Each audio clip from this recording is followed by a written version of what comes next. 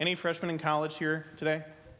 Yeah? Okay, great. We won't talk too much about you. But some of your peers were able to join us yesterday. They didn't have PLTLs, and they said that their responses to this question were pretty impressive. And I bring up first years for this reason, because if 18-year-olds are able to reflect on the question, what are you not hearing, and go there and get deep, then people who are CSC friends and alumni of WashU and this great place who've been here for a long time, surely you can match them, right? You can answer that question. And so I ask you, and I would like a response from those that feel called and willing, and you can just raise your hand and I'll come up to you and we'll just hear what you have to say. What is it that you're not hearing? What is it that you're not hearing? Yeah? Not be afraid. Do not be afraid.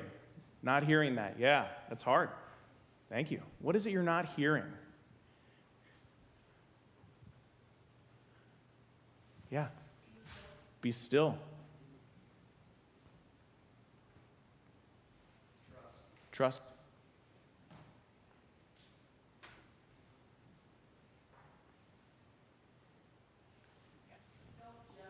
Don't judge.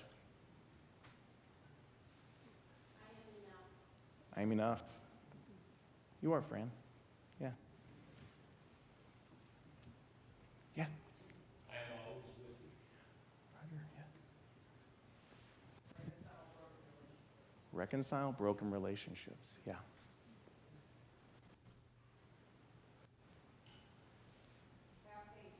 Have faith. Forgive.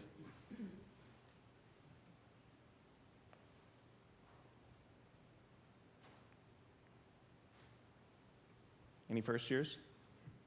I see you hiding back there.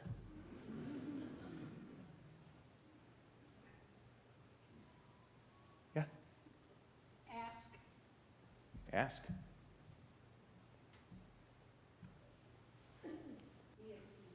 Be at peace. Be tolerant.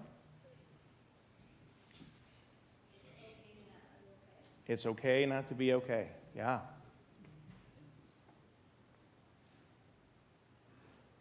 Oh, yeah. You're worthy of God's love. Yes. Our God goes before us.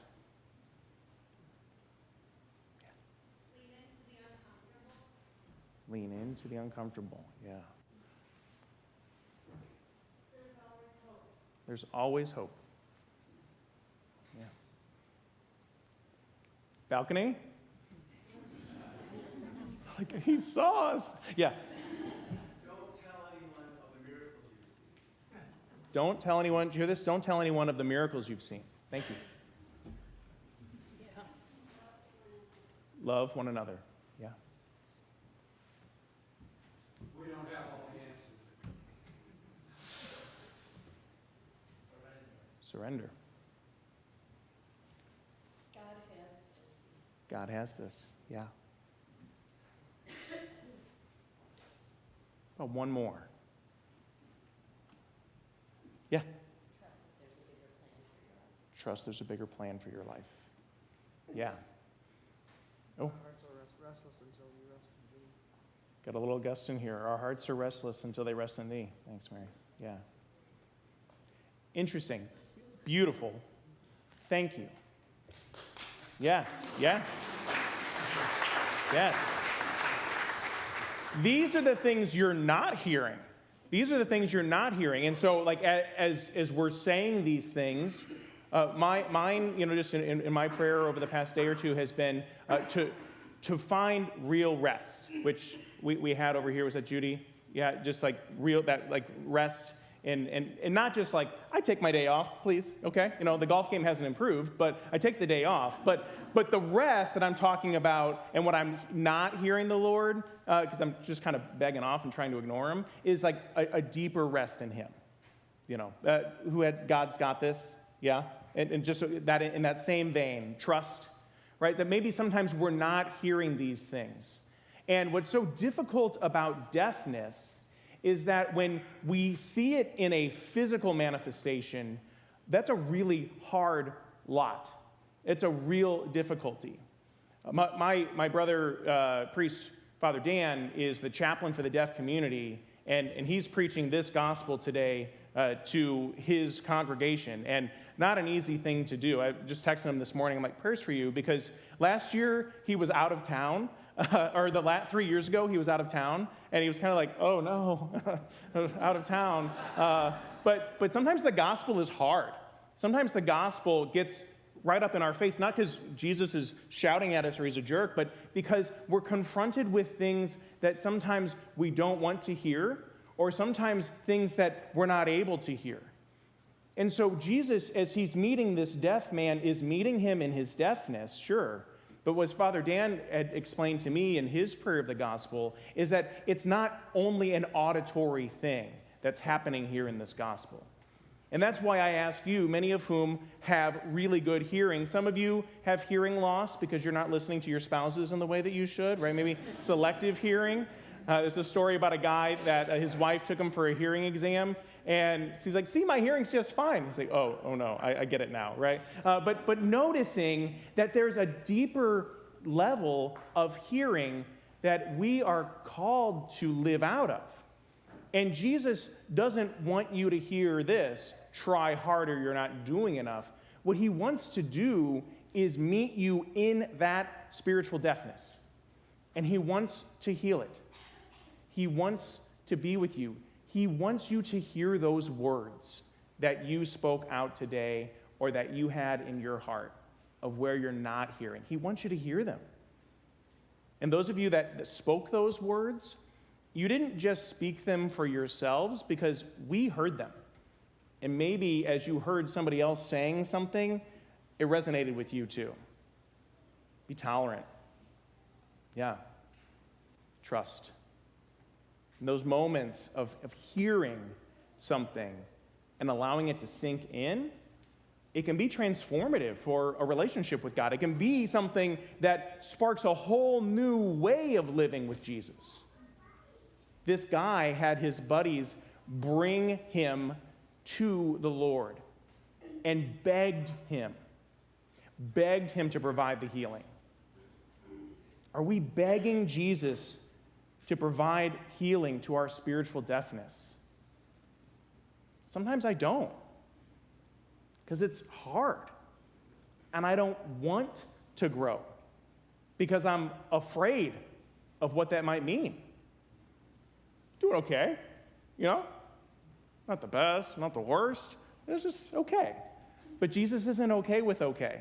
It's okay not to be okay. Yes, that's true. But he's calling us into this profound relationship of love. And so when he sees this man who's been brought before him, he provides the healing. Did you notice what Jesus does? It's kind of gross.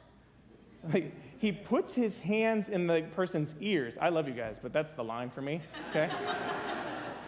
And then maybe the line for you is spitting on his tongue and then the groaning.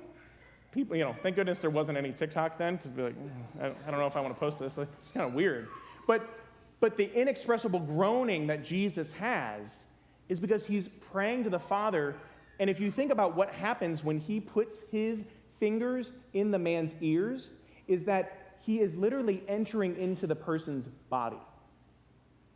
So again, that's not just something that happened 2 millennia ago. It's something that's happening now in you, is that Jesus wants to enter into your soul, wants to enter into that place of deafness, wants to do something that seems impossible so that you might be able to truly hear him loving you, hear him meeting you just as you are, hear him giving words of consolation, words of perspective, words of hope, words of peace, and recognizing them. She's got peace on her shirt. That's why I adjusted. Good. Thanks, Dee. But in the middle of that, to know deep down that Jesus is capable of these things, and he's waiting for the invitation to come in. Can we beg him like that person? Can we beg him to that deep level of our heart because we're tired of living without him. A lot of different things in life are asking for our attention. And I think we turn the volume up on the wrong things sometimes. I think we turn the volume way too much up in our news cycle. Not saying that there aren't important things to know, but I think we turn it up too much. I think music or influencers or different ways of entertainment, I think those are things that maybe we tune up so that we can drown out the things that are not resolved. I think we tune up work. I think we tune up the opinions of our relatives, our friends. I think we tune these things up to where they're almost a level that's deafening. The decibels are way too loud. I've been taught that there are 4 different types of people that are speaking. I just want you to maybe consider this as you go about your days. These 4 different types. There's the world, okay? We can hear that one. There's yourself. You're no good. How are you ever going to, right? That kind of thing. There's the enemy, and there's the Lord. The world, yourself, the enemy, the Lord. And so the next time you hear something like, that spiritual deafness thing was great, so nice how different people think, but that's not for me. I'm not included in that. I'm bad. Ask yourself, the next time you feel that kind of thing, who is speaking? Is that maybe a lie that I believe about myself? Is that the enemy trying to keep me from hearing the Lord? Wants that voice to speak more and more into your life? Or what about that moment where you really do hear the consolation? You're good. You're okay. I know you're going through the tough thing, but trust in me, take that next step. Maybe to hear the Lord speaking in that moment. Maybe to give yourself some credit. Like, I'm okay. I'm not making excuses for my bad behavior, but I'm okay. Yeah, to hear that. And then maybe the world, which, by the way, is just trying to advertise to you, okay? There's a lot of good things in the world, but you have to ask yourself, are they selling me something, right? Just sign right here, 5 easy payments of your soul. And you're like, whoa, I'm tired of being advertised to. I want to hear the things in the world that are important, that I can learn so that I can allow the Lord to be able to use them for perspective. Those are the things I really want to listen to. And I want to turn the volume down on all the other noise, because I'm inviting Jesus into my whole person. Remember what happens at the end of the gospel. I love this. Jesus is like, now don't tell anyone. Like, how can we not tell anyone? I can hear you actually say that now, you know? So like they go around and they just tell everyone, right? It's the best gossip session ever. Like, did you hear what Jesus did? And he's like, no, seriously, don't do it. Don't do it. Jesus, as he's trying to maintain and try to keep the crowds in order, doesn't want you to fall on those same commands that were happening back as his ministry was underway, just starting. Jesus wants you to be able to not only hear what he's doing in your life, but he wants you to proclaim it. The gospel is not only reserved to this pulpit on Sundays. The good news of the Lord, the gospel of the Lord, is proclaimed from your lips. And that's what's so beautiful about the gift of baptism. If you've been baptized, what happens is the priest or the deacon prays over your ears and your mouth. May the Lord Jesus, who made the deaf to hear and the mute to speak, soon proclaim and open your ears so that the word of God may go through here and might be proclaimed on your lips, he's talking to the child, to the praise and glory of God the Father. That's the other reason for us to be healed of our spiritual deafness, is because Jesus wants to use you as his mouthpiece to proclaim the good news to the brokenhearted. So good job. You impressed me, right? First years, there was the awkward silence too, but they got there, right? And for all of us who call this place home, let's just, maybe during the rest of this liturgy, let's just ask the Lord, please enter in. Enter into that place of deafness, because I truly do want to hear what you're saying, Lord. Because I've listened to everything else, and it's kind of been empty. And I want you to be the one to satisfy.